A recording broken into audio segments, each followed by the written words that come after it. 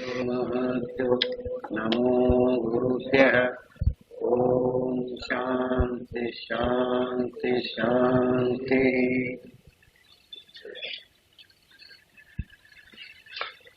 ಎಚ್ಚರ, ಕನಸು, ಅವುಗಳಲ್ಲಿ ತೋರಿಕೊಳ್ಳುವ ಪ್ರಪಂಚ ಇವೆಲ್ಲ ಆತ್ಮನ ಎರವಿನಿಂದಲೇ ನಿಂತುಕೊಂಡಿರುತ್ತಿವೆ.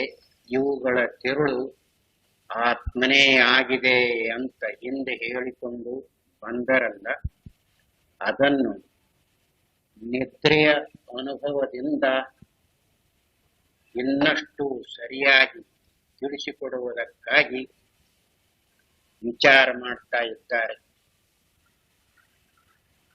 ನಿದ್ರೆಯಲ್ಲಿ ಎಚ್ಚರ, ಕನಸುಗಳಂತೆ ಯಾವ ದೃಶ್ಯರಾಶಿಯೂ ತೋರುವುದಿಲ್ಲ ಅನ್ನೋದು ಸರ್ವರ ಅನುಭವ ಇಟ್ಟುಕೊಂಡಿದೆ. ನಿದ್ರೆಯನ್ನು ನೋಡುವಾಗ ನಿದ್ರೆಯ ಅನುಭವ ಹೇಗಾಗಿದೆಯೋ ಅದರ ಅನುಭವದಿಂದಲೇ ಅದನ್ನು ನೋಡಬೇಕು. ಎಚ್ಚರಕ್ಕೆ ಬಂದ ನಂತರ ಹೇಗನಿಸುತ್ತದೆಯೋ ಹಾಗಲ್ಲ ಅಂತ ಹೇಳಿಕೊಂಡು ಬಂದಿದೆ. ನಿದ್ರೆಯ ಅನುಭವದಿಂದ ನಿದ್ರೆಯನ್ನು ನೋಡಿದರೆ ಅಲ್ಲಿ ನಾನು, ನೀನು, ಪ್ರಪಂಚ, ನಿಜ, ಸುಳ್ಳು ಇಂಥದ್ದು ಯಾವುದು ಇರುವುದಿಲ್ಲ. ಅಷ್ಟೇ ಅಲ್ಲ, ಸರಿಯಾಗಿ ನೋಡಿದರೆ ನಿದ್ರೆ ಅನ್ನುವುದು ಒಂದು ಅವಸ್ಥೆಯೂ ಅಲ್ಲ ಅಂತ ಹೇಳಿದ. ಅವಸ್ಥೆ ಅಂತ ಯಾವುದಕ್ಕನ್ನುತ್ತಾರೆ ಎನ್ನುವುದನ್ನು ಮೊದಲಿಗೆ ಹೇಳಿಕೊಂಡು ಬಂದಿದೆ. ಕಾಲದಲ್ಲಿ ಇರುವ ಪದಾರ್ಥಗಳು ಪರಿಣಾಮವನ್ನು ಹೊಂದಿ ಅವಸ್ಥೆಯನ್ನು ಹೊಂದುತ್ತಿವೆ. ಬಾಲ್ಯ, ಯೌವನ, ಮುಕ್ಕು, ಕೀಚು, ಕಾಯಿ, ಹಣ್ಣು ಕಾಲದಲ್ಲಿರುವ ಪದಾರ್ಥಗಳಿಗೆ ಅವಸ್ಥೆಗಳು ಬರುತ್ತಿವೆ. ಇನ್ನು ವೇದಾಂತಿಗಳು ಪರಮಾರ್ಥವು ತೋರಿಕೊಳ್ಳುವ ಒಂದೊಂದು ಬಗೆಗೆ ಅವಸ್ಥೆ ಅಂತ ಹೇಳಿಕೊಂಡು ಬಂದಿದ್ದಾರೆ. ನಿದ್ರೆಯಲ್ಲಿ ಯಾವ ಕಾಲವೂ ಇರುವುದಿಲ್ಲವಾದ್ದರಿಂದ ಅದು ಅವಸ್ಥೆಯಲ್ಲ. ಪರಮಾರ್ಥವು ನಿದ್ರೆಯಲ್ಲಿ ಯಾವ ರೂಪದಿಂದಲೂ ತೋರಿಕೊಳ್ಳದೇ ಇರುವುದರಿಂದ ಆ ದೃಷ್ಟಿಯಿಂದಲೂ ಅವಸ್ಥೆ ಅಲ್ಲ. ಹಾಗಾದರೆ ಮತ್ತೆ ಏನದು ಅಂದ್ರೆ ಕೇವಲ ಆತ್ಮಸ್ವರೂಪವೇ. ಅದನ್ನೇ ಇಲ್ಲಿ ಎರವಿನ ಪರಮಾರ್ಥವನ್ನು ಹೇಳುವುದಕ್ಕೆ ಹೊರಟಿರುವುದರಿಂದ ಎರವಿನ ಸ್ವರೂಪ ಅಂತ ಹೇಳಿದೆ. ಅದನ್ನು ಶಾಸ್ತ್ರದಲ್ಲಿ ಸನ್ಮಾತ್ರ ಅಂದ್ರೆ ಬರೀ ಸತ್ತ ಮಾತ್ರ ಇದ್ದುಕೊಂಡಿದೆ, ಇನ್ಯಾವುದು ಇರುವುದಿಲ್ಲ ಅನ್ನುವ ಅಭಿಪ್ರಾಯದಲ್ಲಿ ಸನ್ಮಾತ್ರ ಅಂತ ಹೇಳಿ, ಅಂದ್ರೆ ಬರೀ ಎರವು ಇರುತ್ತದೆ. ಈಗ ನಮಗೆ ತೋರಿಕೊಳ್ಳುವ ಪದಾರ್ಥಗಳು ಇದೆ ಅಂತ ಅನಿಸುತ್ತಿವೆಯಲ್ಲ, ಇವು ನಾಮರೂಪದಿಂದ ಕೂಡಿಕೊಂಡಿವೆ. ನಿದ್ರೆಯಲ್ಲಿ ಯಾವ ಪದಾರ್ಥಗಳು ಇಲ್ಲ. ನಿದ್ರೆಯು ಒಂದು ಅವಸ್ಥೆಯೂ ಅಲ್ಲ. ಸರಿಯಾಗಿ ನೋಡಿಕೊಳ್ಳಬೇಕು. ಈಗ ನಾವು ನಿದ್ರೆ ಮಾಡುವುದಿಲ್ಲ, ಎಚ್ಚರವಾಗಿದ್ದೇವೆ. ಎಚ್ಚರದಲ್ಲಿ ಅದರ ವಿಚಾರವನ್ನು ಮಾಡ್ತೇವೆ.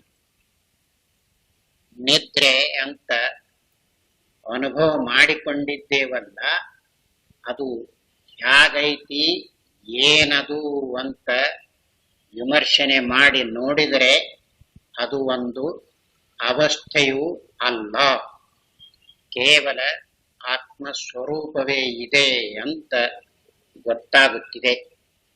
ಇದನ್ನೇ ಶ್ರುತಿಯಲ್ಲಿ ಸರ್ವಂ ಆತ್ಮೈವಾಭೂತ್ ತತ್ಕೇನ ಕಂಪಶ್ಯೇತ್ ತತ್ಕೇನ ಕಂ ಶೃಣುಯಾತ್ ತತ್ಕೇನ ಕಂ ವಿಜಾನೀಯಾತ್ ಅಂತ ಹೇಳಿ ಎಲ್ಲವೂ ಆತ್ಮಸ್ವರೂಪವೇ ಆಗಿರುವಾಗ ಅಲ್ಲಿ ಯಾವುದರಿಂದ ಏನನ್ನು ನೋಡ್ತಾನ, ಯಾವುದರಿಂದ ಏನನ್ನು ಕೇಳ್ತಾನ, ಯಾವುದರಿಂದ ಏನನ್ನು ಮುಗಿಸ್ತಾನ, ಯಾವುದರಿಂದ ಏನನ್ನು ಅರಿತಾನ ಅಂತ ಎಚ್ಚರದಲ್ಲಿ ಕನಸಿನಲ್ಲಿ ತೋರಿಕೊಳ್ಳುವ ಸರ್ವ ವ್ಯವಹಾರವನ್ನೆಲ್ಲ ಅದು ಅಲ್ಲಗಳೆದಿದೆ. ಆದ್ದರಿಂದಲೇ ಅದು ಕೇವಲ ಆತ್ಮಸ್ವರೂಪವೇ ಇದೆ ಅಂತ ಹೇಳಿರುವುದು ಶ್ರುತಿಯಲ್ಲಿಯೂ ಸಹಿತ.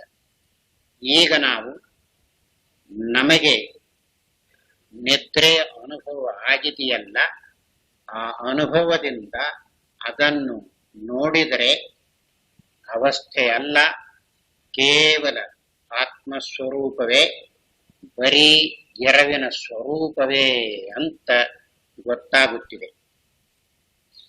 ಅನುಭವದಿಂದ ನೋಡುವುದಕ್ಕೆ ಬರದೆ ಇರುವವರಿಗೆ ಏನನಿಸ್ತೈತಿ ಅಂದ್ರೆ ನಿದ್ರಿನ ಬ್ರಹ್ಮ ಅಂತ ಹೇಳ್ತಾರು ಅಂತ ಈಗ ಕಲ್ಪನೆ ಮಾಡ್ತಾ ಇದ್ದಾರೆ. ಅವರು ನಿದ್ರಿ ಬ್ರಹ್ಮರು, ನಿದ್ರಿನ ಬ್ರಹ್ಮ ಅಂತ ಹೇಳ್ತಾರು ಅಂತ ಹೀಗೆ ಹೇಳಿಕೊಳ್ಳುತ್ತಾರೆ. ನಿದ್ರೆ ಅಂದ್ರೆ ಏನು ಅಂತ ವಿಚಾರ ಮಾಡುವುದಕ್ಕೆ ಹೋದರೆ ನಿದ್ರೆ ಅನ್ನುವುದು ಒಂದು ಅವಸ್ಥೆಯಲ್ಲ, ಆತ್ಮಸ್ವರೂಪವೇ ಅಂತ ಗೊತ್ತಾಗುತ್ತಿದೆ. ಇದನ್ನೇ ಗೌಡಪಾದರು ತಮ್ಮ ಕಾರಿಕೆಯಲ್ಲಿ ಅನ್ಯಥಾ ಗೃಹ್ಣತಃ ಸ್ವಪ್ನಃ ನಿದ್ರಾ ತತ್ವಮಜಾನತಃ ತಯೋಃ ವಿಪರ್ಯಾಸೇ ಕ್ಷೀಣೇ ತುರೀಯಂ ಪದಮಸ್ನುತೆ ಹೇಳಿದರು ತಮ್ಮ ಕಾರಿಕೆ. ನಿದ್ರೆ ಅಂತ ಇದೆಯಲ್ಲ, ತತ್ವವನ್ನು ತಿಳಿಯದಿರುವಾಗ ನಿದ್ರೆ ಅಂತ ಅನಿಸೈತಿ, ಹಗ್ಗವನ್ನು ತಿಳಿಯದಿರುವಾಗ ಹಾವು ಅಂತ ಅನಿಸೈತಿ. ಈಗ ಹಗ್ಗ ಅಂತ ಗೊತ್ತಾಯ್ತು ಅಂದ್ರೆ ಯಾವ್ದದು ಹಾವು? ಹಾವು ಅಂತ ತಿಳ್ಕೊಂಡಿದ್ರಲ್ಲ ಅದು ಹಗ್ಗ. ನಿದ್ರೆ ಅಂತ ತಿಳ್ಕೊಂಡಿದ್ರಲ್ಲ ಅದು ಹಾಗ. ಈಗ ಇದರಲ್ಲಿ ಅಷ್ಟಕ್ಕನ ನಿಲ್ಲಬಾರದು. ನಿದ್ರೆಯು ಆತ್ಮಸ್ವರೂಪ ಬ್ರಹ್ಮ ಅಂತ ಇಷ್ಟಕ್ಕ ನಿಂತ್ರೆ ಏನಾಗುತ್ತೆ ಅಂದ್ರೆ ಹಾಗಾದ್ರೆ ಎಚ್ಚರ ಕನಸು ಎರಡೇ ಅವಸ್ಥೆಗಳು, ಮೂರು ಅವಸ್ಥೆಗಳಿಲ್ಲ ಅಂತ ಹೀಗೆ ಇಟ್ಟುಕೊಳ್ಳುವುದಕ್ಕೆ ಹೋದ್ರೆ ದೋಷ ಪ್ರಾಪ್ತಿ ಆಗುತ್ತೆ. ಯಾಕಂದ್ರೆ ನಿದ್ರೆ ಅಲ್ಲ ಅಂತ ಆದಾಗ ಎಚ್ಚರ ಕನಸು ಉಳಿದುಕೊಳ್ಳುತ್ತಿದೆಯೇ? ಎಚ್ಚರ ಯಾರಿಗೆ ಬರ್ತೈತಿ? ನಿದ್ರೆ ಮುಗಿದ ನಂತರ ಅವನಿಗೆ ಎಚ್ಚರ ಬರ್ತೈತಿ. ಕನಸು ಯಾರಿಗೆ ಆಗುತ್ತೆ? ನಿದ್ರೆ ಮುಗಿದ ಬಳಿಕ ಕನಸು ಬರ್ತೈತಿ. ಆದ್ರೆ ನಿದ್ರೆ ಮಾತ್ರ ಆತ್ಮಸ್ವರೂಪ, ಎಚ್ಚರ ಕನಸು ಮಾತ್ರ ಅವಸ್ಥೆಗಳು ಅಂತ ಇಟ್ಟುಕೊಂಡ್ರೆ ಅವನಿಗೆ ಅನುಭವದಲ್ಲಿ ನಿಂತುಕೊಂಡು ನೋಡಿಲ್ಲ, ಶಾಸ್ತ್ರ ಅಥವಾ ಬಲ್ಲವರು ಹೇಳಿರುವುದನ್ನು ಭಾವನೆ ಮಾಡಿಕೊಂಡು ನಿದ್ರೆ ಬ್ರಹ್ಮ ಅಂತ ಹೇಳ್ಯಾರು, ಈಗ ಎಚ್ಚರ ಕನಸು ಎರಡೇ ಆಯ್ತು ಅಂತ ಅವನ ಕಲ್ಪನೆ ಮಾಡಿಕೊಂಡಿರುವುದು. ಶಾಸ್ತ್ರವಾಗಲಿ ಹೇಳುವವರ ದೋಷವಾಗಲಿ ಎಲ್ಲ. ಮತ್ತೆ ಹೇಗೆ ತಿಳಿಯಬೇಕು? ಆತ್ಮಸ್ವರೂಪಕ್ಕಿಂತಲೂ ಬೇರೆ ಯಾವುದೂ ಇಲ್ಲ, ಆತ್ಮನೇ ಅಂತ ಅವನಿಗೆ ಅನುಭವ ಬಂದಾಗ ಎಚ್ಚರ ಕನಸು ಅನ್ನುವ ಅವಸ್ಥೆಗಳು ಇರುತ್ತಿವೆಯೇ, ಉಳಿಯುತ್ತಿವೆಯೇ? ಎಲ್ಲ. ಆದ್ದರಿಂದಲೇ ಆತ್ಮನು ನಿತ್ಯ ನಿರವಸ್ಥನು ಅಂತ ಹೇಳಿರು. ಆತ್ಮ ಎಚ್ಚರ ಕನಸು ನಿದ್ರೆ ಇವುಗಳನ್ನು ಎಂದು ಕಂಡೇ ಇಲ್ಲ. ಈಗ ಅವಸ್ಥೆಗಳು ಅಂತ ಹೇಳುವುದಿದೆಯಲ್ಲ, ಭ್ರಾಂತಿಯಿಂದ ತೋರಿಕೊಂಡ ರೂಪ, ಇದನ್ನೇ ಶಾಸ್ತ್ರದಲ್ಲಿ ಅಧ್ಯಾರೋಪ ಮಾಡಿಕೊಂಡಿದೆ ಅಂತ ಹೇಳಿರುವುದು. ಅಧ್ಯಾರೋಪ ಅಂದ್ರೆ ಇಲ್ಲದ್ದನ್ನು ಅದರಲ್ಲಿ ಕಲ್ಪಿಸಿ ನಂತರ ತತ್ವ ಗೊತ್ತಾದಾಗ ಅದನ್ನು ಅಪವಾದ ಮಾಡುವುದು, ಅಂದ್ರೆ ಅದು ಇರುವುದಲ್ಲ ಅಂತ ತಿಳಿಯುವುದು. ಇದನ್ನು ಅಧ್ಯಾರೋಪ ಅಪವಾದ ನ್ಯಾಯ ಅಂತ ಕರೆಯುತ್ತಾರೆ. ತಿಳಿಸುವುದಕ್ಕಾಗಿ ಹಾಗೆ ಲೋಕದಲ್ಲಿಯೂ ಇದ್ದುಕೊಂಡಿದೆ. ಹುಡುಗರಿಗೆ ಸ್ಥಾನವು ಗೊತ್ತಾಗಲಿ ಅನ್ನುವುದಕ್ಕಾಗಿ ಒಂದು ಕಲ್ಲನ್ನು ಇಟ್ಟು ಅಥವಾ ಹುಣಸಿ ಬೀಜವನ್ನು ಇಟ್ಟು ಇದು ಬಿಡಿ ಸ್ಥಾನ, ಇದು 10ರ ಸ್ಥಾನ, ಇದು 100ರ ಸ್ಥಾನ, ಇದು 1000ದ ಸ್ಥಾನ ಅಂತ ಕಲ್ಲು ಹುಣಸಿ ಬೀಜವನ್ನು ಇಡ್ತಾರೆ. ಹುಣಸಿ ಬೀಜ ಬಿಡಿನ 10, 100, 1000 ಯಾವುದೂ ಅಲ್ಲ. ತಿಳಿಸುವುದಕ್ಕಾಗಿ ಅವುಗಳನ್ನು ಹಾಗಿಟ್ಟು ಹೇಳಿರುವುದಷ್ಟೇ. ಅದರಂತೆ ಇಲ್ಲಿ ಆತ್ಮಸ್ವರೂಪವನ್ನು ತಿಳಿಸುವುದಕ್ಕಾಗಿ ಈ ಅವಸ್ಥೆಗಳನ್ನು ಅಧ್ಯಾರೋಪ ಮಾಡಿಕೊಂಡಿದೆ. ಈಗ ವಿಮರ್ಶನೆ ಮಾಡುವಾಗ ಏನು ಗೊತ್ತಾಯಿತು? ಯಾವ ದೃಶ್ಯರಾಶಿಯ ಸಂಬಂಧವೂ ಇಲ್ಲದ ಆತ್ಮಸ್ವರೂಪವೇ ಅಂತ ಗೊತ್ತಾಯ್ತು. ಆವಾಗ ಇವನು ಆ ಸ್ವರೂಪವಾಗಿಯೇ ತಾನು ಇರುವಾಗ ಅವನ ದೃಷ್ಟಿಯಿಂದ ಯಾವ ಅವಸ್ಥೆಗಳು ಇರುತ್ತಿವೆ? ಎಲ್ಲ ಅವಸ್ಥೆಗಳು ಭ್ರಾಂತಿಯಿಂದ ತೋರಿಕೊಂಡದ್ದು. ಆದ್ದರಿಂದಲೇ ಈಗ ಆ ಸ್ವರೂಪವನ್ನು ಕಂಡುಕೊಂಡಾಗ ಭ್ರಾಂತಿಯು ನಿಜವಾದದ್ದು ಯಾವುದು ಇದೆಯೋ ಅದನ್ನು ತಿಳ್ಕೊಂಡಾಗ ಆ ಭ್ರಾಂತಿ ಇರುವುದಿಲ್ಲ. ಅದಕ್ಕಾಗಿಯೇ ಶಾಸ್ತ್ರದಲ್ಲಿ ಹಗ್ಗವನ್ನು ಕಂಡಾಗ ಹಾವೆಂಬ ಭ್ರಾಂತಿ ಇರುವುದಿಲ್ಲ, ಶಿಂಪಿ ಅಂತ ಗೊತ್ತಾದಾಗ ಬೆಳ್ಳಿ ಅನ್ನುವ ಭ್ರಾಂತಿ ಉಳಿಯುವುದಿಲ್ಲ ಅಂತ ಹೇಳಿರುವುದು. ಅದರಂತೆಯೇ ಈಗ ಪ್ರತಿಯೊಬ್ಬರ ಅನುಭವದಲ್ಲಿ ಇದ್ದುಕೊಂಡಿರುವ ಇದನ್ನು ನೋಡಿಕೊಂಡ್ರೆ ಈಗ ನಮಗೆಲ್ಲ ಮೊದಲು ನಿದ್ರೆ ನಿದ್ರೆ ಅಂತ ಅನಿಸುತ್ತಿತ್ತಲ್ಲ, ನಿದ್ರೆ ಮಾಡಿದೆ, ನಿದ್ರೆ ಹತ್ತಿತ್ತು ಅಂತ ಹೀಗೆ ಹೇಳ್ತಾ ಇದ್ದಾರೆ. ನಿದ್ರೆ ಹತ್ತಿತ್ತು ಅನ್ನುವುದಕ್ಕೂ ನಿದ್ರೆ ಮಾಡಿದೆ ಅನ್ನುವುದಕ್ಕೂ ಯಾವ ಅರ್ಥವಿಲ್ಲ. ನಿದ್ರೆ ಹತ್ತಿತ್ತು ಅಂದ್ರೆ ಯಾವುದಕ್ಕೆ ಹತ್ತಿತ್ತು, ಏನಿತ್ತು? ಕೈಗೆ ಮಸಿ ಹತ್ತೈತಲ್ಲ ಹಾಗೆ ಹತ್ತಿತ್ತ. ಮಾಡಿದೆ ಅನ್ನುವಾಗ ಕುಂಬಾರರು ಗಡಿಗೆ ಮಾಡ್ತಾರಲ್ಲ ಹಾಗೆ ಮಾಡಿದರೆ, ಬಡಿಗಾರು ಕಿಟಕಿ ಬಾಗಿಲ ಮಾಡ್ತಾರಲ್ಲ ಹಾಗೆ ಮಾಡಿದರೆ, ಅಡಿಗೆ ಮಾಡುವವರು ಅಡಿಗೆ ಮಾಡ್ತಾ ಇರ್ತಾರಲ್ಲ ಅನ್ನ ಪನ್ನ ಹಾಗೆ ಮಾಡಿದರೆ ನಿದ್ರೆ ಮಾಡಿದೆ ಅಂದ್ರೆ ಏನ್ ಮಾಡಿದ್ರು? ಯಾವುದಾದರೂ ಮಿಸ್ಗೈತೆ ಅಲ್ಲಿ? ಯಾವುದಾದರೂ ಇದೆಯೇ? ಎಲ್ಲ ಆಗ ಅದು ನಿಲುಕದೇ ಇರುವುದರಿಂದ ಮಾತಿನಿಂದ ಏನು ಹೇಳಬೇಕು ಅಂತ ಗೊತ್ತಾಗದೆ ಇರುವಾಗ ರೂಢಿಯಲ್ಲಿ ನಿದ್ರೆ ಮಾಡಿದೆ ಅನ್ನೋದು, ನಿದ್ರೆ ಹತ್ತಿತ್ತು ಅನ್ನೋದು ಹೀಗೆ ಬಂದು ಬಿಟ್ಟಿದೆ. ಈಗ ಅನುಭವಕ್ಕನುಸರಿಸಿ ನೋಡಿದರೆ ಅನುಭವ ಇದೆಯಲ್ಲ ಪ್ರತಿಯೊಬ್ಬರಿಗೂ, ಪ್ರತಿಯೊಬ್ಬರು ಆ ನಿದ್ರೆಯ ಅನುಭವವನ್ನು ಮಾಡಿಕೊಂಡಿದ್ದಾರಲ್ಲ, ಅಲ್ಲಿ ಯಾವ ರೂಪದಿಂದ ಇದ್ರಿ? ಶರೀರ, ಇಂದ್ರಿಯಗಳು, ಪ್ರಾಣಗಳು, ಮನಸ್ಸು, ಬುದ್ಧಿ, ಚಿತ್ತ, ಅಹಂಕಾರ ಯಾವುದಾದರೂ ಇದ್ದವೆ? ಇವು ಇದ್ರ ನಿದ್ರೆ ಹತ್ತುತ್ತಿದೆಯೇ? ಎಲ್ಲ. ಆದ್ದರಿಂದಲೇ ಇವು ಇಲ್ಲದಿರುವ ಸ್ವರೂಪ. ಅದನ್ನೇ ಯಾವುದರಿಂದ ಇವು ಯಾವು ಇರಲಿಲ್ಲ ಅಂತ ಗೊತ್ತಾಗಿದೆಯೋ ಅದೇ ನಮ್ಮ ಆತ್ಮಸ್ವರೂಪ ಅನುಭವ ಅಂತ ಜಿಜ್ಞಾಸುಗಳಿಗೆ ಈ ರೂಪದಿಂದ ಹೇಳಿದರೆ ತಿಳಿದುಕೊಳ್ಳುವುದಕ್ಕೆ ಬರುತ್ತಿದೆ ಅಂತ ಹೇಳಿರುವುದು. ಆಗ ಈ ಅನುಭವವಿದೆಯಲ್ಲ ಪ್ರತಿಯೊಬ್ಬರಿಗೂ ಇದ್ದುಕೊಂಡಿದೆ. ಎಂಥವನನ್ನೇ ಆಗಲಿ, ಅವನು ಕಲಿತವನಿರ್ಲಿ ಕಲಿಯದವನಿರ್ಲಿ, ಕೀಳ ಸಂಸ್ಕಾರದವನೇ ಇರಲಿ ಮೇಲು ಸಂಸ್ಕಾರದವನೇ ಇರಲಿ, ಅವನನ್ನು ಕೇಳಿದರೆ ಇರುವಂತೆ ಹೇಳ್ತಾ ಇದ್ದಾನೆ. ಕೆಲವರು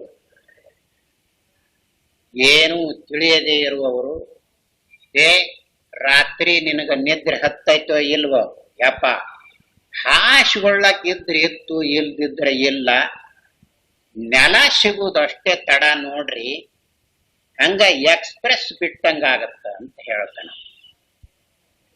ಅಲ್ಲಿ ನಾನು ಕಟ್ಟಿಗೆ ಒಡೆಯುವವನು ಅಂತ ಅನಿಸ್ತೈತೇನಂದ್ರೆ ಅವಾಗ ಎಲ್ಲಿ ಅನಿಸ್ತೈತೆ ಅಪ್ಪ ಅಂತ ಹೇಳ್ತಾನೆ. ಅವಾಗ ನಾನು ಇಂಥ ಊರವನು ಇಂಥಲ್ಲಿ ಮಲಗೇನೆ ಅಂತ ಅನ್ಸ್ತಾನೆ, ಅವಾಗ ಎಲ್ಲಿ ಗೊತ್ತಾಗತ್ತೆ ಅಪ್ಪ ಅಂತ ಹೇಳ್ತಾನೆ. ಏನ್ ತೋರಿಸ್ತೈತಿ ಅದು?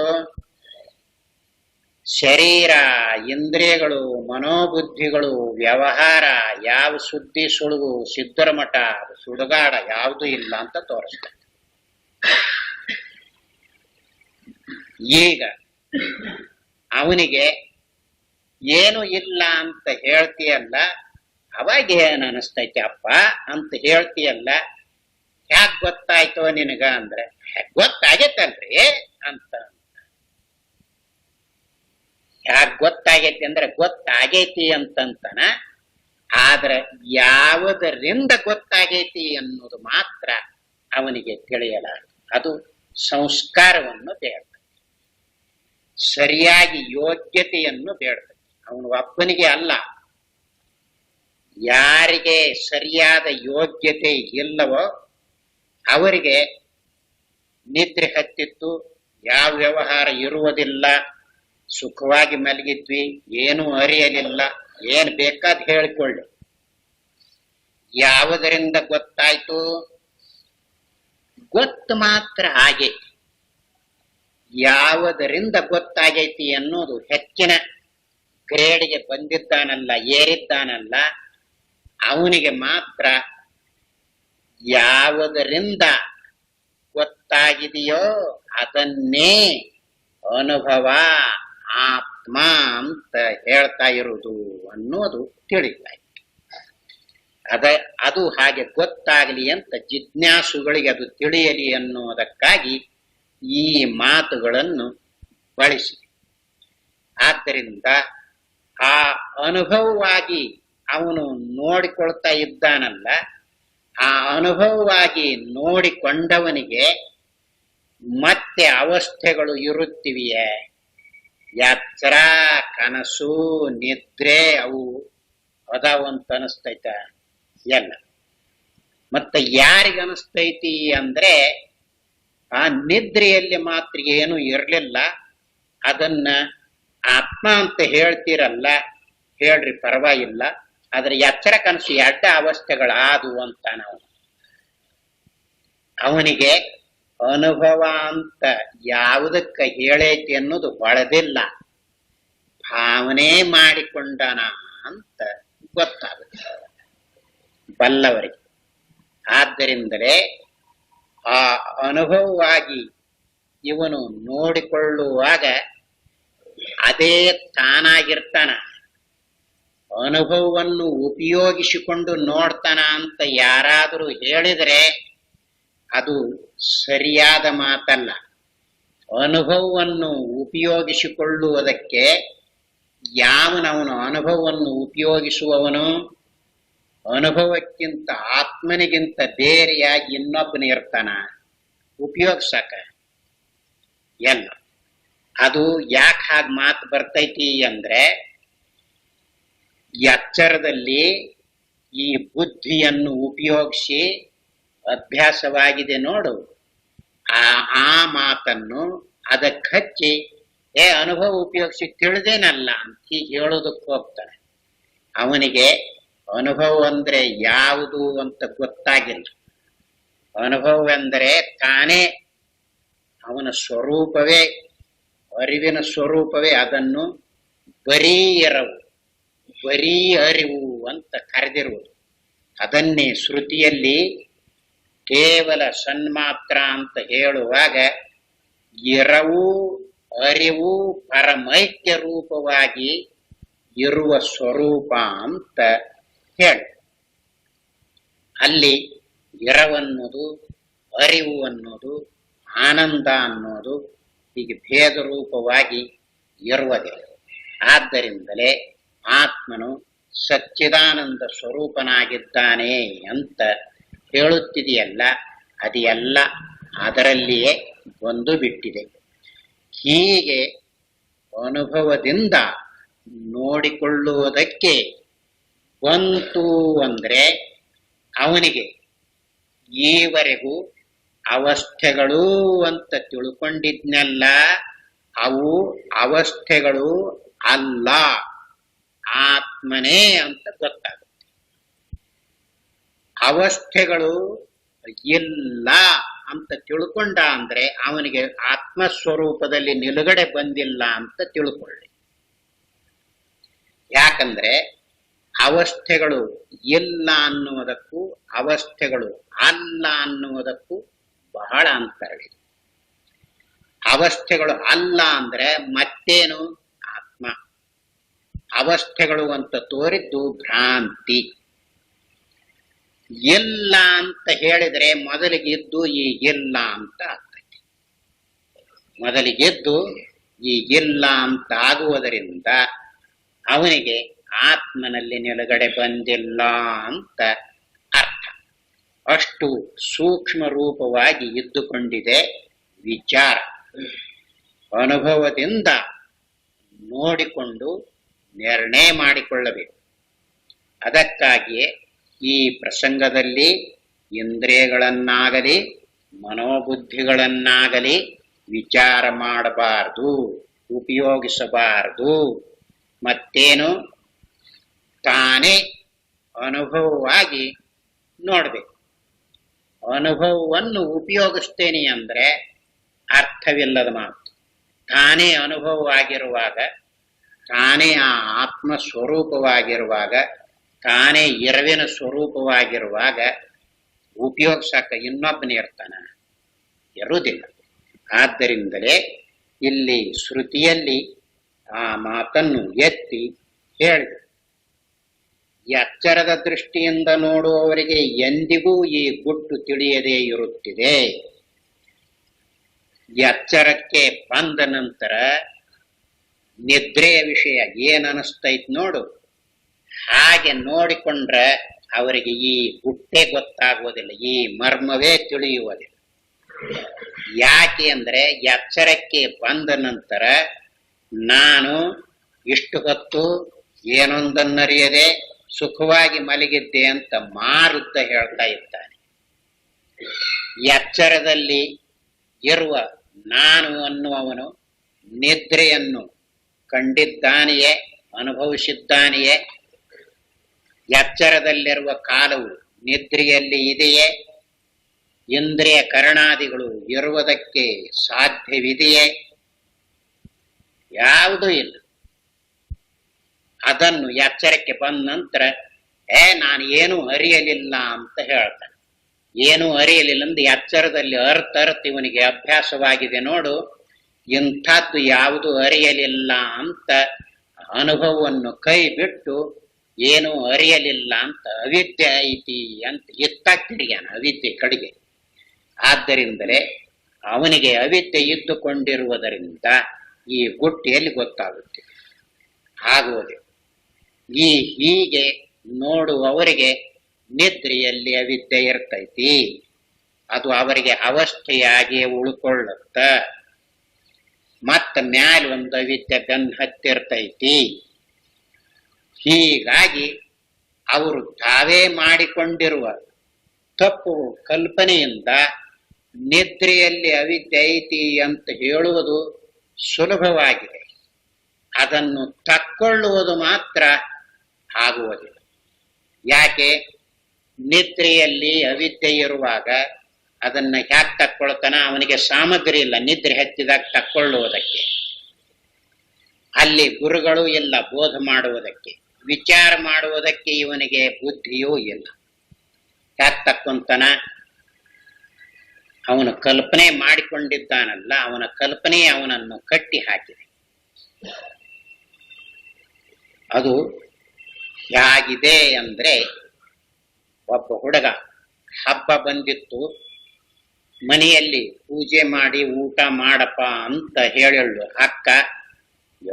ಯಾರು ಪೂಜೆ ಮಾಡ್ಕೊಂಡು ಕೂಡಿರ್ತಾರ ಅಂತ ಹೇಳಿ ಪಾದ ಸಬ್ ಇನ್ಸ್ಪೆಕ್ಟರ್ ಕಡೆಗೆ ಹೋಗಿ, ಏನ್ರಿ ನನಗ ಬೇಡಿ ಹಾಕ್ರಿ ಅಂತ ಹೇಳ್ದ. ಯಾಕಪ್ಪ ನೀನೇನು ಕಳ್ಳನೆ ಸುಳ್ಳೆ, ಯಾಕೆ ಬೇಡಿ ಹಾಕುದು? ಬೇಡಿ ಹಾಕಿದ್ರ ಅದನ್ನ ಹಾಗೆ ತೆಗೆಯುವಂತಿಲ್ಲ, ಅದಕ್ಕೆ ಇಂತಿಷ್ಟು ದುಡ್ಡು ಕೊಟ್ರ ಆ ಬೇಡಿ ಬಿಚ್ಚುದು ಪದ್ಧತಿ ಇರ್ತೈತಪ್ಪ ಅಂತ ಹೇಳಿದ್ರ ಅವರು ತಿಳಿಸಿ. ಆದ್ರೂ ಇಲ್ರಿ, ಯಾಕೆ ನೀವು ಹಾಕ್ಬಿಡ್ರಿ ಅಂತ ಬೇಡಿ ಹಾಕಿದ್ರು, ಕಟ್ಟಿ ಹಾಕಿದ್ರ. 1 ಗಂಟೆ ಆದ ನಂತರ ಈಗ ಪೂಜಾ ಅದು ಎಲ್ಲ ಮನೆಯಲ್ಲಿ ಮುಗಿದಿರ್ತತಿ, ಎಲ್ಲ ಅಡಿಗೆ ಸಿದ್ಧವಾಗಿರ್ಬಹುದು, ಊಟ ಮಾಡ್ಬೇಕು ಅಂತ. ಏನ್ರಿ ಬೇಡಿ ಬಿಚ್ಚ ಬರ್ರಿ ಅಂತ ಕೊಡಪ್ಪ. ಅದಕ್ಕೆ 500 ರೂಪಾಯಿ ಬೇಡಿ ಹಾಕಿದ್ರೆ ಬಿಚ್ಚಬೇಕಾದ್ರೆ ಹಾಗೆ ಬಿಚ್ಚಕ್ ಬರುದಿಲ್ಲ. ಇವನ ಹತ್ತಿರ ದುಡ್ಡಿಲ್ಲ, ಆ ಬೇಡಿ ಬಿಚ್ಚುವಂತಿಲ್ಲ.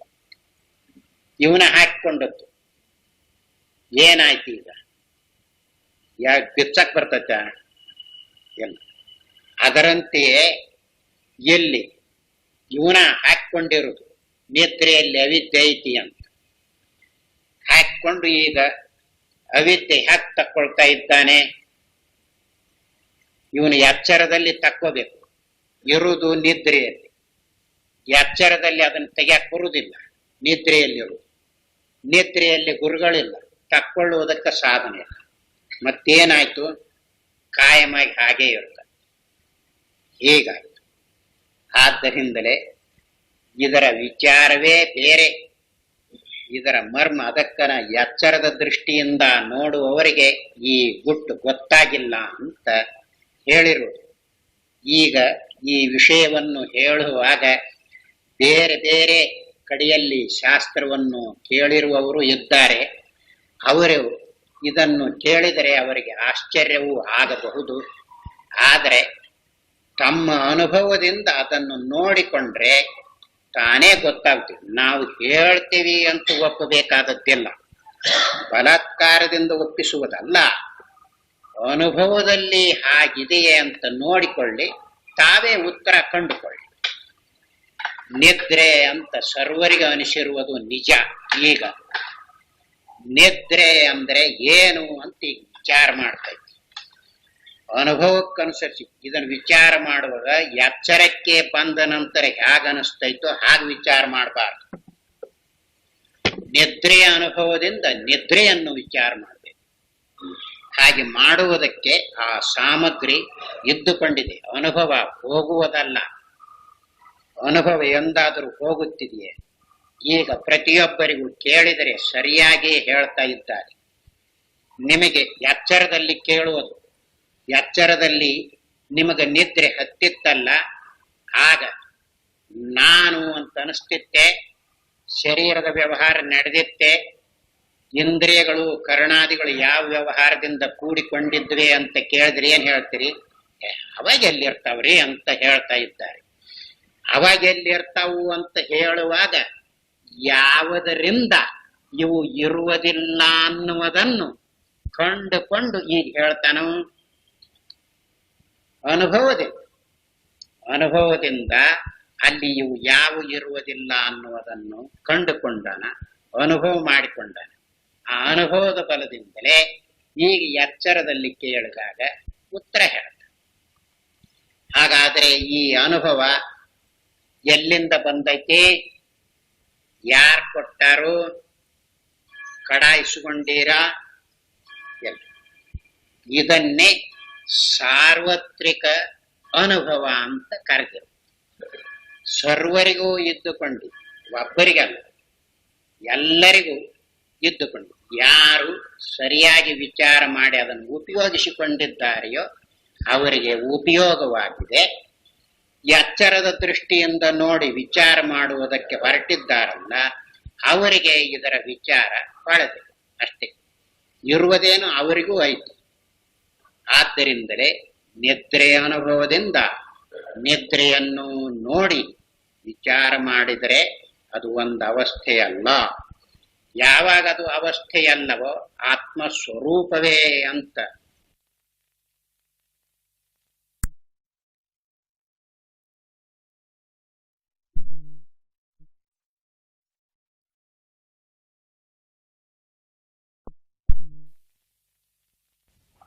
ಯಾವಾಗ ಅದು ಅವಸ್ಥೆಯಲ್ಲವೋ ಆತ್ಮ ಸ್ವರೂಪವೇ ಅಂತ ಅನುಭವಕ್ಕೆ ಬಂತು.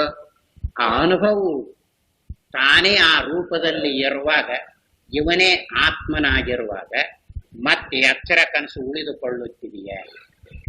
ಎಲ್ಲ ಎಚ್ಚರ ಕನಸು ಉಳಿದವು. ನೋಡುವುದ್ಯಾವುದು, ಕೇಳುವುದ್ಯಾವುದು, ಮೂಸುವುದ್ಯಾವುದು, ಮುಟ್ಟುವುದ್ಯಾವುದು ಯಾವುದು ಇಲ್ಲದೆ ಬರೀ ಸನ್ಮಾತ್ರ, ಕೇವಲ ಆತ್ಮಸ್ವರೂಪವೇ ಇದೆ ಅಂತ ಹೇಳಿದರು.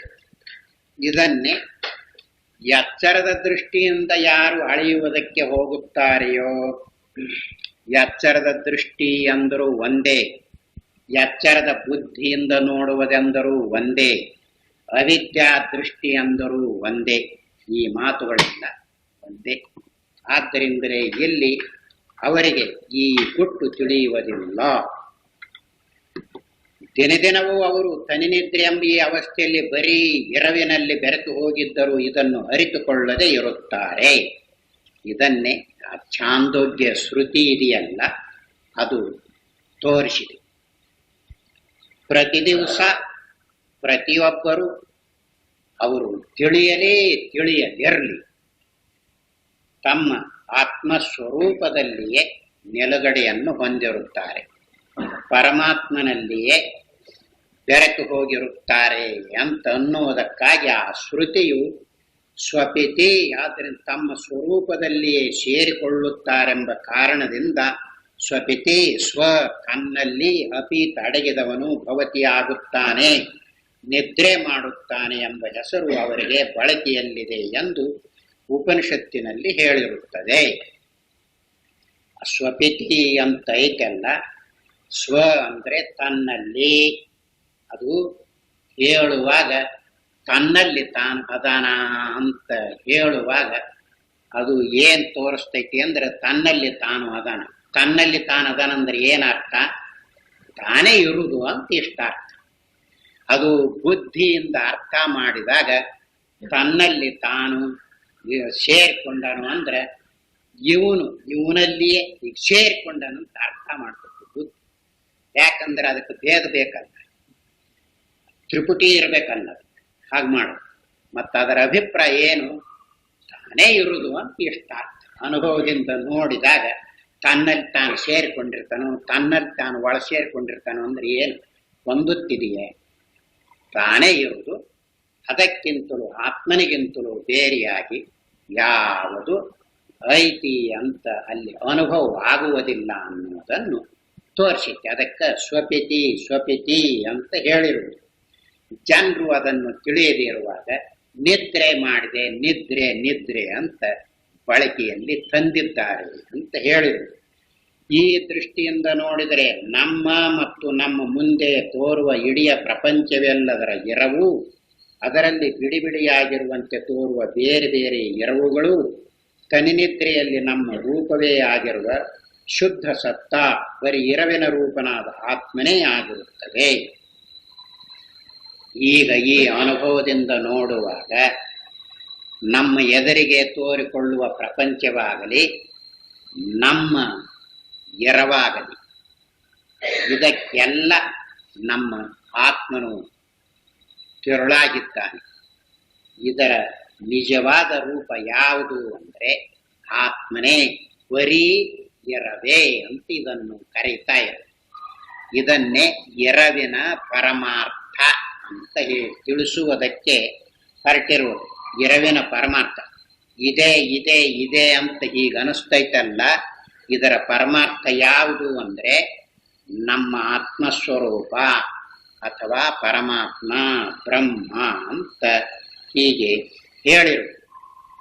ಈಗ ಈ ಅವಸ್ಥೆಗಳನ್ನು ವಿಮರ್ಶನೆ ಮಾಡಿ ನೋಡುವುದರಿಂದ ಇಂಥ ತತ್ವವು ಗೊತ್ತಾಗುತ್ತಿದೆ.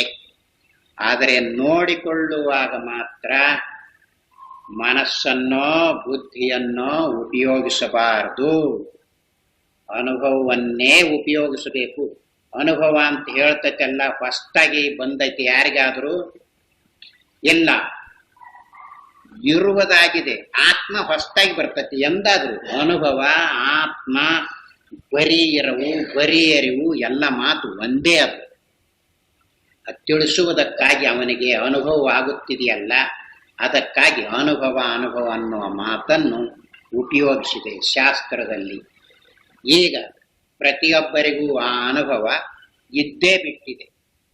ಯಾಕೆ ಅಂದ್ರೆ ಗಪ್ಪುಗಡದು ಮಲಗಿದ್ದೆ ಅಂದ್ರೆ ಯಾವ ವ್ಯವಹಾರವೂ ಇರಲಿಲ್ಲ, ಯಾವ ಇಂದ್ರಿಯ ಕರಣಾದಿಗಳು ಇರುವುದಿಲ್ಲ, ಇದು ಯಾವುದು ಇಲ್ಲದೆ ಇರುವ ರೂಪವು ಅಂತ ಗೊತ್ತಾಗುತ್ತಿದೆ. ಯಾವುದರಿಂದ ಗೊತ್ತಾಗುತ್ತ? ಅನುಭವದಿಂದ ಗೊತ್ತಾಗುತ್ತ. ಆ ಅನುಭವವೇ ಪ್ರತಿಯೊಬ್ಬರ ಸ್ವರೂಪವಾಗಿದೆ. ಅದನ್ನು ಶಾಸ್ತ್ರದಲ್ಲಿ ನಿರ್ವಿಕಲ್ಪ, ನಿರ್ವಿಶೇಷ, ನಿಷ್ಕ್ರಿಯ ಅಂತ ಈ ಮಾತಿನಿಂದ ಹೇಳಿರ್ತೈತಿ. ಯಾಕೆ ಅಂದ್ರೆ ಅಲ್ಲಿ ಯಾವುದಾದರೂ ವಿಶೇಷವಿದೆಯೇ, ಯಾವುದಾದರೂ ಕಲ್ಪನೆ ಇದೆಯೇ, ಯಾವುದಾದರೂ ಕ್ರಿಯಾ ಇದೆಯೇ? ಎಲ್ಲ. ಅದಕ್ಕಾಗಿ ಅದನ್ನು ಆ ರೂಪದಲ್ಲಿ ಹಾಗೆ ಹೇಳಿರುತ್ತದೆ. ಈಗ ಇವನು ಆ ಅನುಭವದಿಂದ ಸರಿಯಾಗಿ ನೋಡಿಕೊಳ್ಳುವುದಕ್ಕೆ ಬಂತು ಅಂದ್ರೆ, ಹಾಗಾದರೆ ಪ್ರತಿಯೊಬ್ಬರ ಸ್ವರೂಪ ಹೇಗೈತಿ? ಅವಾಗಿತ್ತಲ್ಲ ಹಾಗೈತಿ.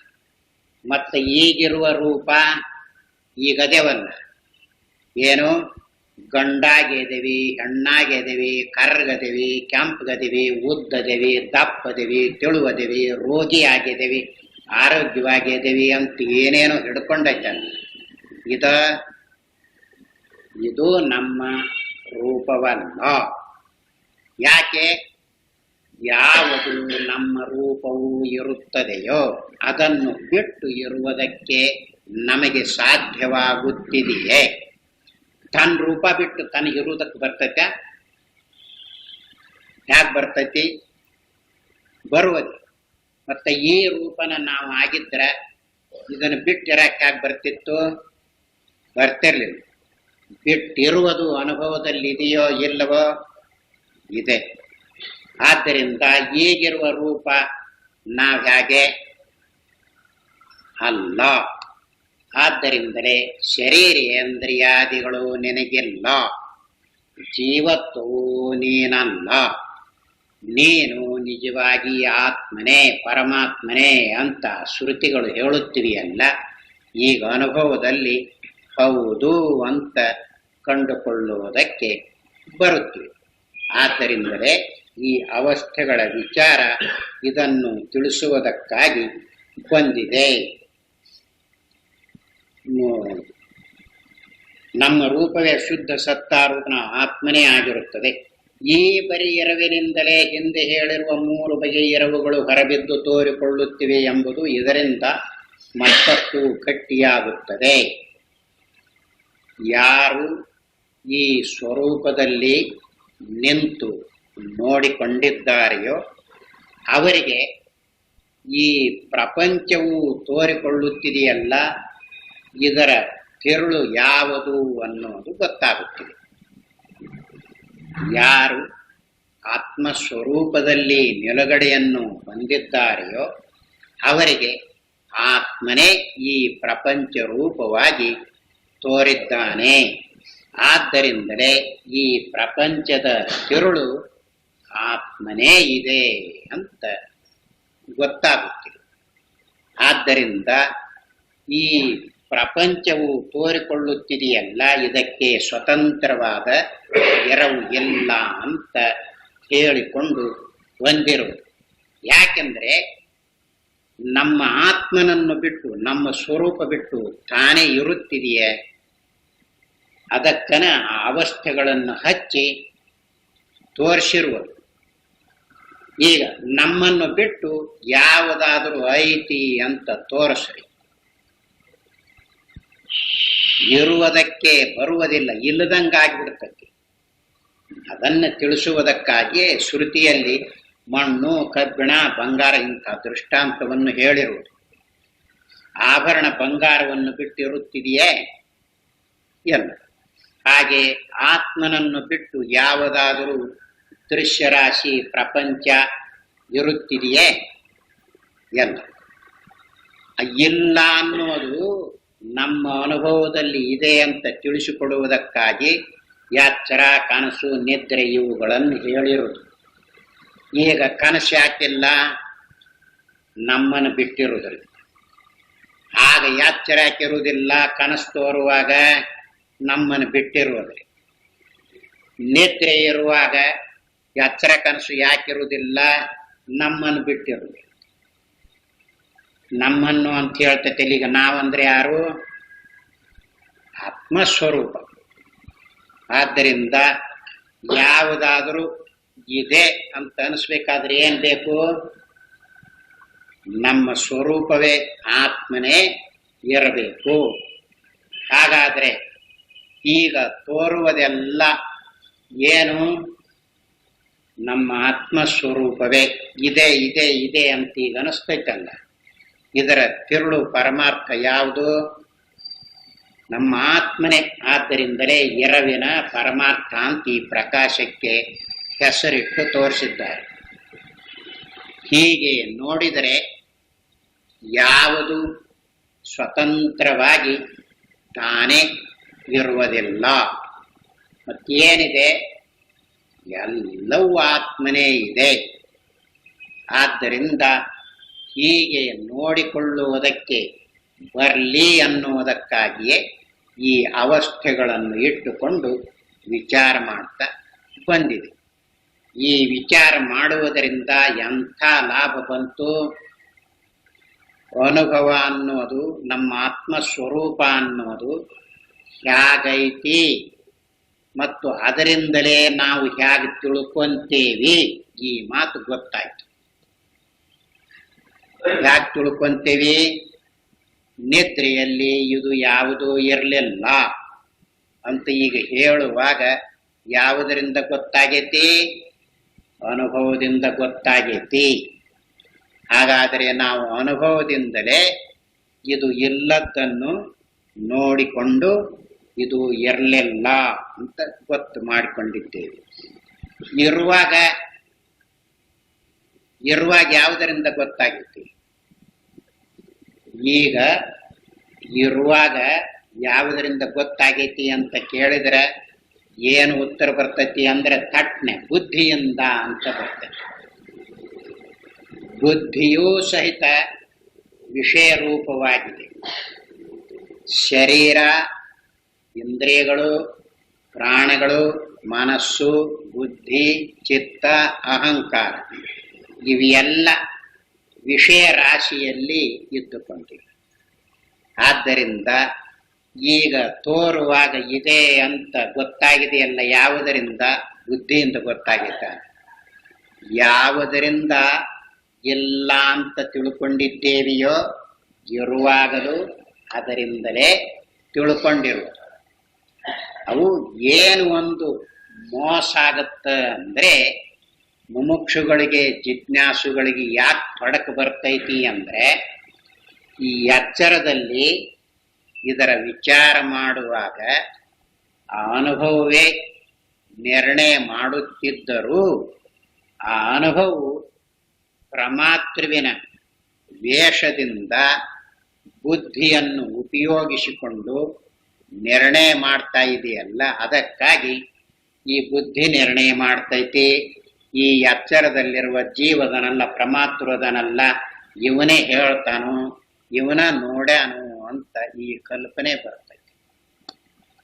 ಅದಕ್ಕಾಗಿಯೇ ಅನುಭವವನ್ನು ನೋಡಿಕೊಳ್ಳುವುದಕ್ಕೆ ಬರಬೇಕು. ಅನುಭವದಿಂದ ನೋಡಿಕೊಳ್ಳುವುದು ಬಂತು ಅಂದ್ರೆ ಆವಾಗ ಪ್ರಮಾತೃ ಇಲ್ಲ, ಮನಸ್ಸಿಲ್ಲ, ಬುದ್ಧಿ ಇಲ್ಲ. ಇದರಿಂದ ಹೇಗೆ ನೋಡಕ್ ಬರ್ತೈತಿ, ಇವುಗಳಿಂದ ಹೇಗೆ ಗೊತ್ತಾಗುತ್ತಿದೆ, ಆಗುವುದಿಲ್ಲ. ಅನುಭವದಿಂದಲೇ ಗೊತ್ತಾಗಿರುವುದು ಅಂತ ತಿಳಿಯುತ್ತೆ. ಆಗ ಇಂದ್ರಿಯ ಕರಣಾದಿಗಳಲ್ಲಿ ಇವನು ಬೆರಕೆಯಾಗುವುದಿಲ್ಲ. ಅನುಭವ ರೂಪದಿಂದಲೇ ಉಳಿದುಕೊಳ್ಳುತ್ತಾನೆ. ಹಾಗೆ ಅನುಭವವನ್ನು ಸರಿಯಾಗಿ ಹಾಗೈತಿ ಅಂತ ಗುರುತು ಮಾಡಿಕೊಳ್ಳದೆ ಇದ್ರೆ ಇಂದ್ರಿಯ ಕರಣಾದಿಗಳಲ್ಲಿ ಕೂಡಿಕೊಳ್ತಾ ಇದ್ದಾನೆ.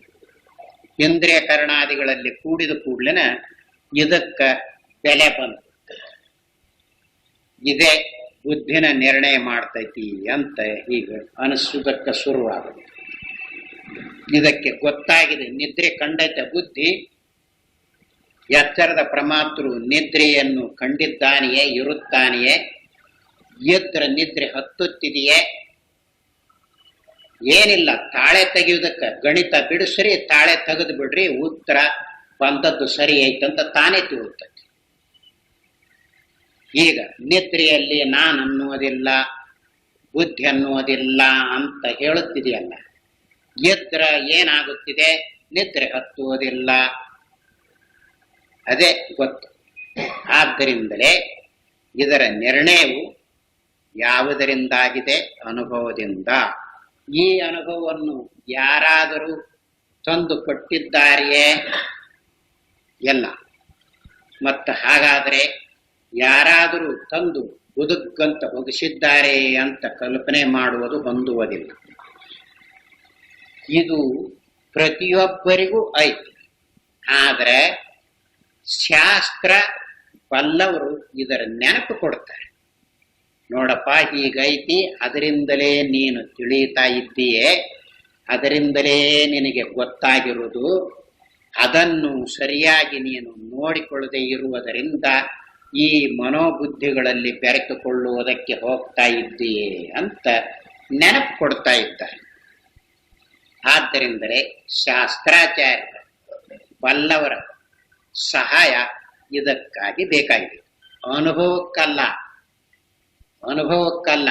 ಮತ್ತೇನು, ಇದು ಹೀಗೈತಿ, ಹೀಗೆ ನೋಡಿಕೊಳ್ಳ್ರಿ, ಇದರಂತೆ ನೀವು ತಿಳ್ಕೊಂಡ್ರೆ ನಿಮಗಿದರ ಉಪಯೋಗವಾಗುತ್ತಿದೆ ಅಂತ ತಿಳಿಸ್ತಾ ಇದ್ದಾರೆ ಅಷ್ಟೇ.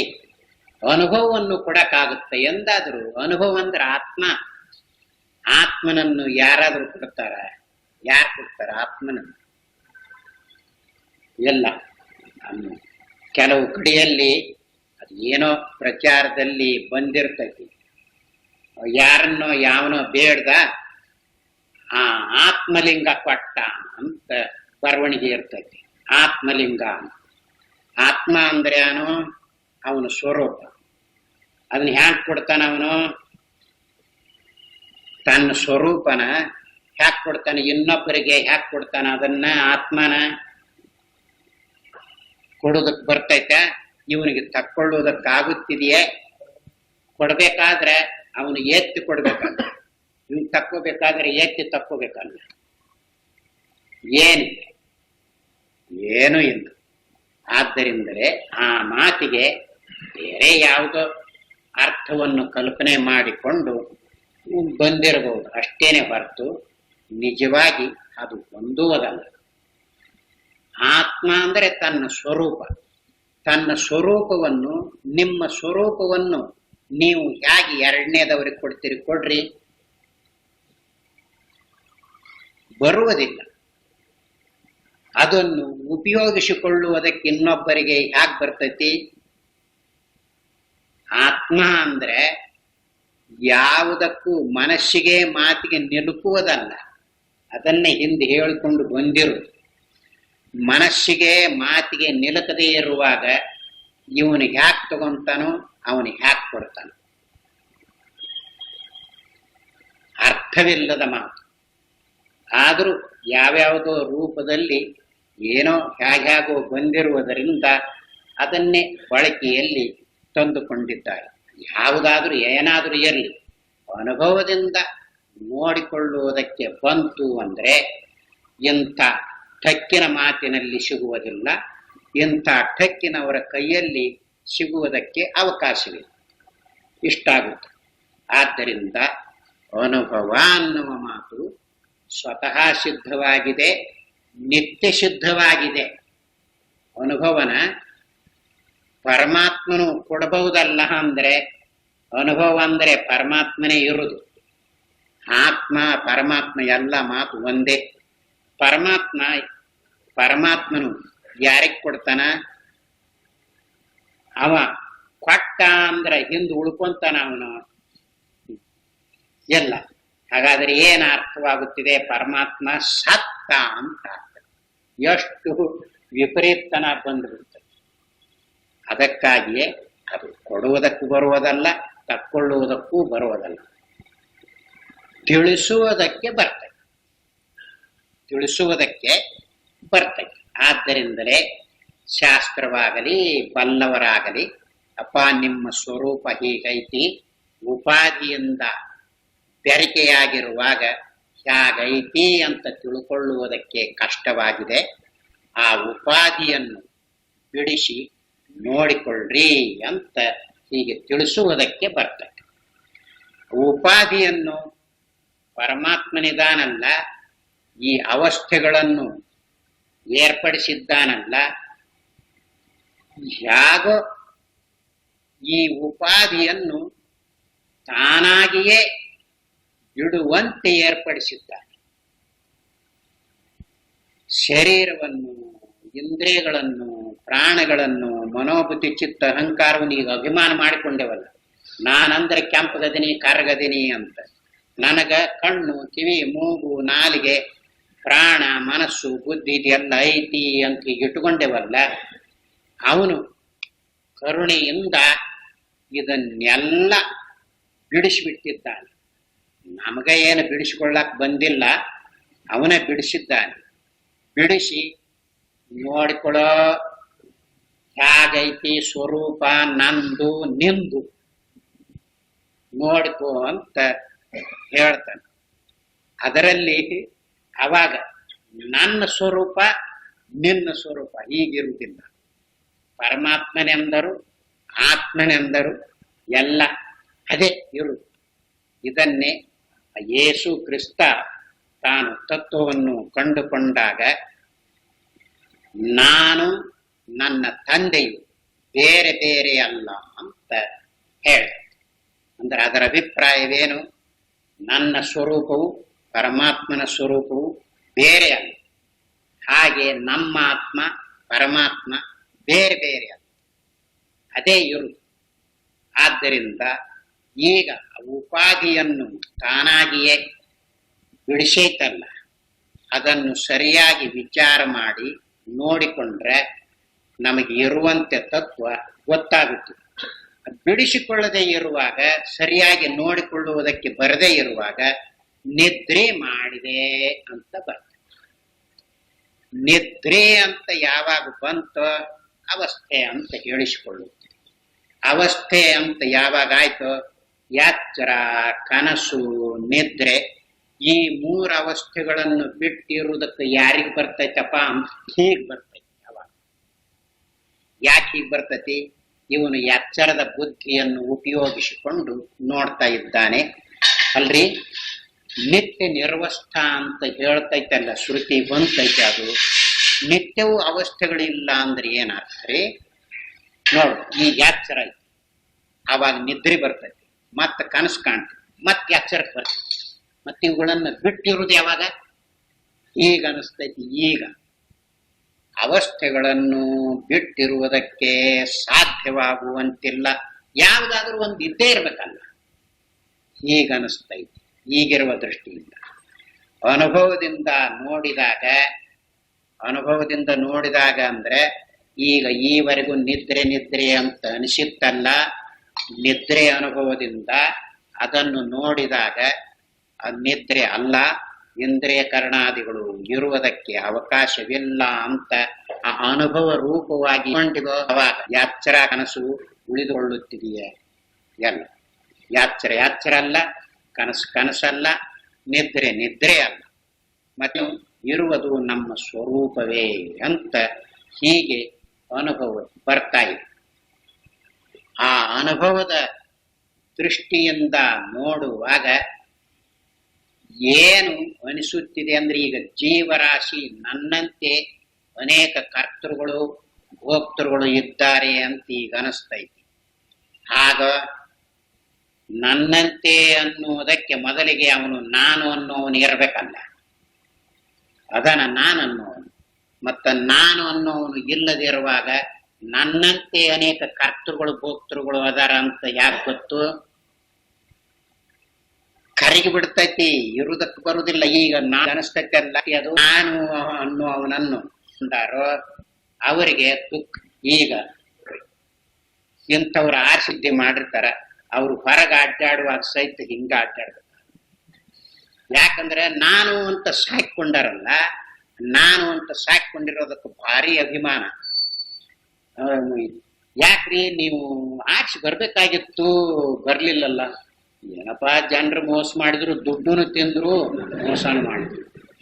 ಹೀಗ ಅಂದ್ರೆ ಅದರ ಅಭಿಮಾನ ಇರುವುದರಿಂದ ನೋವು ಹತ್ತೈತಿ. ನಾನು ಅನ್ನುವುದು ಎಲ್ಲೇ ಪರ್ಯಂತ ಇರುತ್ತದೆಯೋ ಅಲ್ಲೇ ಪರ್ಯಂತ ಅವರಿಗೆ ಸಾವು ನೋವು ತಪ್ಪುವುದು. ನಾನು ಅನ್ನುವುದು ಇಲ್ಲದ ಅನುಭವ ನೋಡಿಕೊಳ್ಳ್ರಿ, ಸಾವು ನೋವು ತೋರಿಸ್ರಿ, ನೋವು ತೋರಿಸ್ರಿ. ನಾನು ಅನ್ನುವುದು ಇಲ್ಲದಿರುವಾಗ ಹುಡುಕಾಡಿದ್ರೆ ಸಹಿತ ಇರುವುದಿಲ್ಲ, ಇರ್ಬೇಕಲ್ಲ, ಅದು ಇರಕ್ ಬರುವುದಿಲ್ಲ. ಅದಕ್ಕೆ ಅಂದ್ರೆ ನಮ್ಮ ಅನುಭವ ಅಂಥ ಸ್ವರೂಪದ್ದೈತಿ. ಅದು ಹಾಗಿರುವುದು ಅದರ ಸ್ವಾಭಾವಿಕ ಸ್ವರೂಪ. ಅದಕ್ಕಾಗಿಯೇ ಈ ಅನುಭವ ರೂಪದಲ್ಲಿ ನಿಂತು ನೋಡಿಕೊಳ್ಳ್ರಿ, ಇದೇ ನೀವಿರುವುದು, ಇದಾಗೆ ಇರುವುದು. ಇದನ್ನು ತಿಳಿದೇನೆ ಬೇಕಾದ್ ಮಾಡ್ರಿ, 3 ಲೋಕವನ್ನೇ ಗೆದ್ದುಕೊಳ್ಳಿ. ಏನಾಗುತ್ತೆ? ದುಃಖ ಆಗುತ್ತೆ. ಅದಕ್ಕ ಅಲೆಕ್ಸಾಂಡರ್ ಇದ್ದಾನಲ್ಲ, ಅವನು ಎಲ್ಲ ಗೆದ್ದುಕೊಂಡ ನಂತರ ಅವನಿಗೆ ಹೇಗೆ ಗೊತ್ತಾಯ್ತು, ಅಯ್ಯೋ ಎಷ್ಟು ಗೆದ್ದುಕೊಂಡ್ರು, ನಾನು ಹೋಗುವಾಗ ಏನು ಒಯ್ತೀನಿ ಅಂತ ಅವನಿಗೆ ಹೊಳಿತು. ಹೊಳೆದಾಗ ಕೈಯಲ್ಲಿರುವ ಜನರಿಗೆ ಹೇಳ್ದ, ನನ್ನನ್ನು ಹೀಗೆ ಮಾಡಿ ಒಯ್ಯಿರಿ. ಯಾಕೆ ಅಂದ್ರೆ ಅಲೆಕ್ಸಾಂಡರ ಬೇಕಾದಷ್ಟು ಗಳಿಸಿದ್ರು ಸಹಿತ ಹೋಗುವಾಗ ಏನೂ ಒಯ್ಲಿಲ್ಲ, ಬರೇ ಕೈಲಿ ವಾದ ಅಂತ ಗೊತ್ತಾಗ್ಲಿ ಅಂತ ಅವನು ತೋರಿಸ್ದ. ಯಾಕೆ ಅವನು ಹಾಗೆ ಹೇಳಿದ್ದಾನೆ ಅಂದ್ರೆ, ನಾನು ಏನು ಒಯ್ದಿಲ್ಲ, ನೀವು ಏನು ಒಯ್ಯುವುದಿಲ್ಲ, ಇರುವಾಗಲೇನೆ ಏನಾದ್ರೂ ತತ್ವ ತಿಳ್ಕೊಳ್ರಿ, ಅದೇ ಉಪಯೋಗ ಆಗುತ್ತೆ ಅಂತ ಅವನ ಅಭಿಪ್ರಾಯ. ಆದ್ದರಿಂದಲೇ ಹೀಗೆ ಇದನ್ನು ವಿಮರ್ಶನೆ ಮಾಡಿ ನೋಡುವುದರಿಂದ ಏನು ಗೊತ್ತಾಯಿತು? ಆತ್ಮನು ಇರುವಂತೆ ಇದ್ದಾನೆ, ಅವನಲ್ಲಿ ಯಾವ ಹೆಚ್ಚು ಕಡಿಮೆಯೂ ಆಗಿಲ್ಲ, ಅವಸ್ಥೆಗಳ ಸಂಬಂಧವಿಲ್ಲ. ಯಾಕಂದ್ರೆ ಅವು ಇರ್ಬೇಕಲ್ಲ, ಹಾವು ಇರ್ಬೇಕಲ್ಲ. ಇರುವುದಕ್ಕ ಹಗ್ಗ ಅಂತ ಗೊತ್ತಾದ ನಂತರ ಹಾವು ಉಳ್ಕೊಳ್ಳುತ್ತಿದೆಯೇ? ಇಲ್ಲ, ಹಾವು ಅಂತ ಮೊದಲಿಗೆ ತಿಳ್ಕೊಂಡಿದ್ದ, ಈಗ ಹಗ್ಗ ಅಂತ ಗೊತ್ತಾಯ್ತು.